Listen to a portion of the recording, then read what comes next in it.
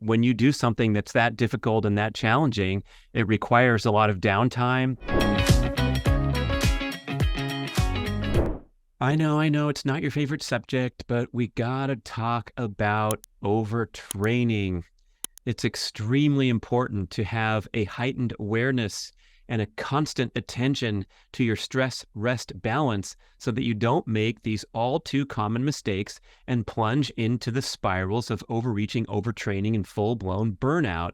These can compromise the many, many benefits of leading an active, energetic, fit lifestyle. An overly stressful approach can trash all the great benefits where you see improved immune function, body composition, cognitive function, longevity. All these things can be compromised if you overdo it.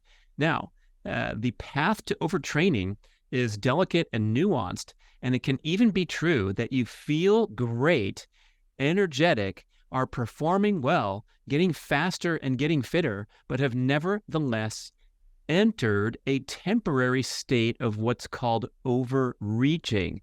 And that is when you're bathed in stress hormones, you're able to perform, recover, you feel fine, you're not sore, but you are borrowing too much from the bank. Dr. Tommy Wood calls it liquidating your assets. So when you get into that temporary state of overreaching, that's when you want to take corrective action and throw in recovery days, recovery periods of 3 days, 5 days, 7 days. Even though you feel fine, then you'll come back stronger and stronger. What happens to most people is, fooled by the temporary state of overreaching and the fight or flight hormones, giving them a heightened performance and cognitive function and energy, they continue to march down the path into full-blown overtraining and burnout. So that's the thing that we want to avoid.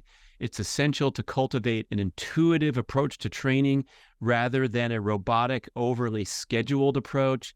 And I talk so much about the importance of intuition. It doesn't mean you just go with the flow every single day. Of course, you can plot out how your week or how your month should look, engage with coaching, or have a team atmosphere where you show up and you're obligated to do whatever the programming is. But there's always ways that you can take control of your decision-making and your energy output so that you can thrive and pull the reins back every time you need to when you start to tiptoe into overreaching and the path to overtraining.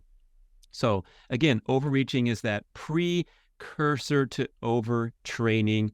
It's a chronic elevation of fight or flight hormones, which gives you numerous positive attributes. You feel alert, energized. You wake up the next morning and you're not sore because you're engaged in a mild chronic inflammatory state whereby your muscles feel loose and supple rather than sore and beat up. But it's a trick, it's a ruse, because your body's just hanging on, trying so hard to manage the excessive training load that you're delivering to it for the previous 1 week, 2 week, 3 weeks, or 6 weeks. So overreaching is time to back off, even though there are a lot of positive performance attributes about it.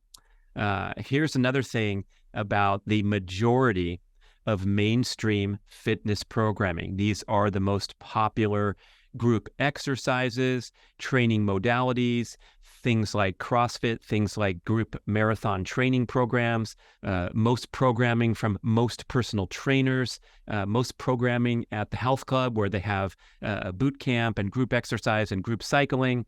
These are very commonly set up to put you into a chronic fight or flight stimulation. The workouts are slightly too strenuous for the vast majority of participants, and also the participant conducts them slightly too frequently with insufficient rest. So there's nothing inherently wrong with a beautifully designed CrossFit workout led by an expert instructor who's been highly trained, more trained than virtually any other fitness professional conducting a group workout. So I don't mean to be slamming CrossFit, but what happens when you show up there 3 or 4 or 5 days a week and then go off into your busy, stressful lifestyle and dabble around with restrictive and stressful dietary strategies like keto or extended fasting while you're trying to perform these pretty darn difficult workouts, that's when you can plunge into a chronic state of excessive fight or flight stimulation. So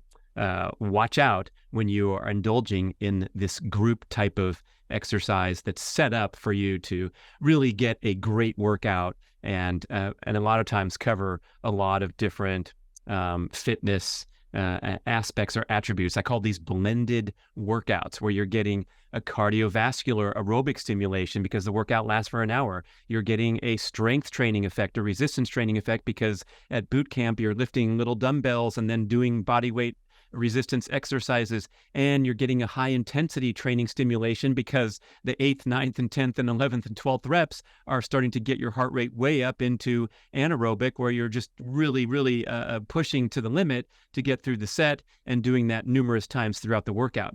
All told, it's a super full body, all-in-one fitness workout, perhaps a great balance from a largely sedentary lifestyle pattern.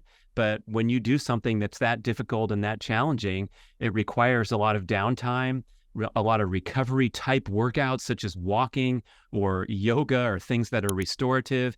And that's the part that concerns me, that people are missing, where they just want to go and slam a boot camp one day and then do a high intensity spin class the next day. And then perhaps on the weekend, they're going to do something that's also strenuous and difficult, such as a long hike.